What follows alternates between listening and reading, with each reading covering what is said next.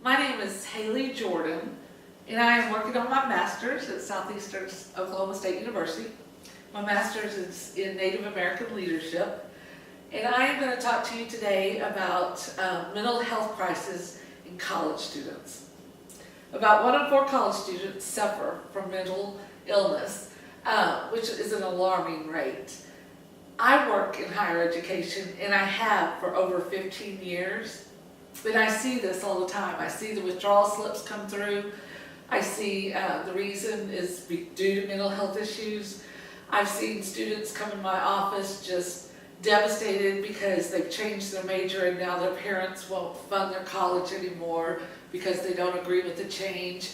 I've seen students come in to have to withdraw so they could go into a treatment center for eating disorders. You name it, I've seen it over the past 15 plus years. Besides that, I was a college student once myself. I entered college in 1983, and I suffered from a mental breakdown when I was in college. Mine occurred due to a boy named Craig. Craig was funny, he was smart, he was just the light of your life kind of guy. And Craig was my cousin. Our moms were sisters, and Craig is 25 days older than I was. So we grew up together. We spent every holiday together. We spent every summer together. It was just a great childhood with Craig in it. So one of my favorite memories of Craig, this is Craig and this is me, and that's my brother Danny. He was only 15 months older than us, and Craig's sister Lori. So we were very tight, the four of us. But one of my favorite memories of Craig is Craig and Lori grew up in the city. And Danny and I, we were country kids. We grew up in small towns. And we lived on a lake in Fairfield. And Craig was at our house one time, and Danny knew that the rules were very strict, that my dad did not allow us to get into the lake. So, and he told the boys, do not get into the lake. So Craig, being the little spirit that he was, talked my brother into getting into the lake. So they spent the day in the lake and frolicked, and they got caught by my dad. And of course my dad gave him licks. And after my dad gave him licks, you know, he's a big strong guy, those hurt. And after he did that, Craig just looked at him and said, that was worth every minute of it. So that was the kind of guy Craig was. But my favorite memory of Craig, here he is when we were in college, Craig called me and he said, I'm going to come up. At that time I was living in a small town, Whitewright. And let's just go riding around the countryside. So I said, okay, we'll go riding around. And so we did, and he brought his black Trans Am up with the big gold emblem on the hood, and we took the tops down and drove around the countryside, and then he pulled into a pasture that had tall corn growing in it. And I said, what are you doing? He said, I'm going to run through the corn. And I said, why? He said, because I can, and I never have. So I was like, okay.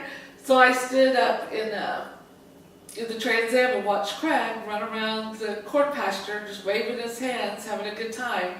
And those are my great memories of Craig. And actually, that was one of my last memories of Craig. This is me in my dorm room. This is around the age that I had my crisis. So one day, my dad called when I was a sophomore in college. My dad called, I was 19, I was 20. My brother and I had come home. He had something he had to tell us.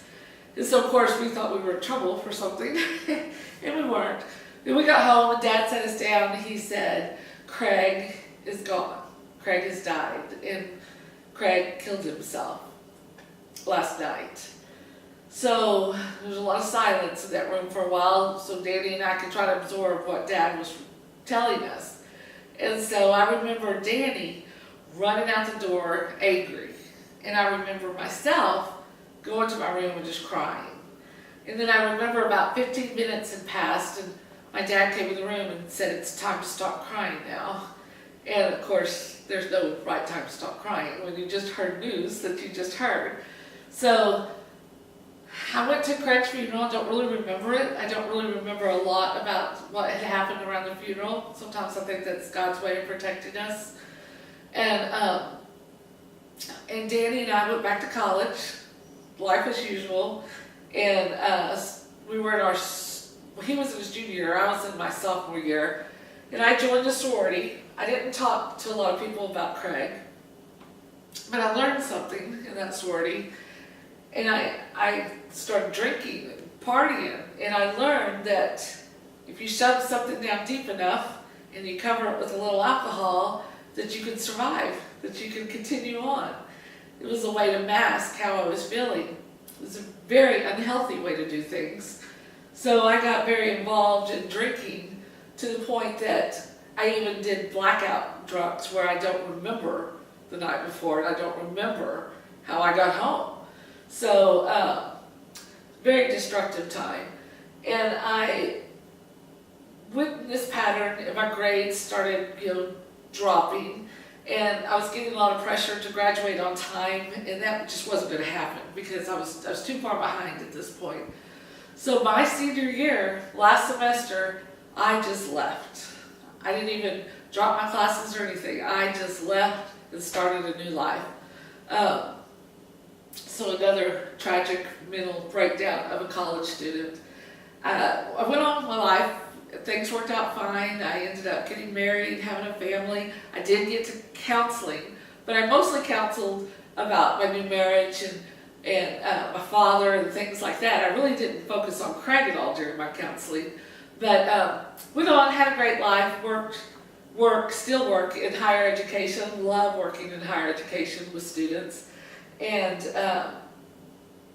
everything is fine now. So about 2 years ago, 3 decades later, after my mental breakdown and after Craig's suicide, I went back to school to finish. And part of that I got to do online, but another part I actually physically had to go on campus 3 days a week for one semester. And I thought to myself, oh, I'll go back on campus, I'm going to think about the sorority and those kind of times that I had in college. And I didn't. I got back to college, and all I could think about was Craig. So I didn't realize how connected those college years and the tragedy with Craig's suicide into what had happened to me were all just really connected. I didn't get depressed or anything, but I did spend an entire semester just thinking about Craig, thinking about our childhood, thinking about the tragedy of mental illness in kids when we were that age, and it's still going on. When I was there that semester, we had a student that committed suicide and jumped from a building. And, it's 3 decades later, this is still happening. So my suggestion for my workplace, which is higher education, is that we take all these freshman students, these incoming college kids, and we educate them on mental health awareness. Let it be a subject that we talk about and that's not taboo, and let it be a subject where we really teach them how to see in other students, their other peers, see signs that may be happening, educate them on what they can do and who they can tell, have the campus counselors and people that work with the students, have them introduce themselves to the students and get the students to know them so they know it's not scary going to them to get help. Realize when it's time to get a parent involved, when it's time to get teachers involved, so they don't have to live with this depression and everything by themselves. They don't have to use alcohol to try to cover pain, and they don't have to do suicide as a final answer for what is happening in their lives.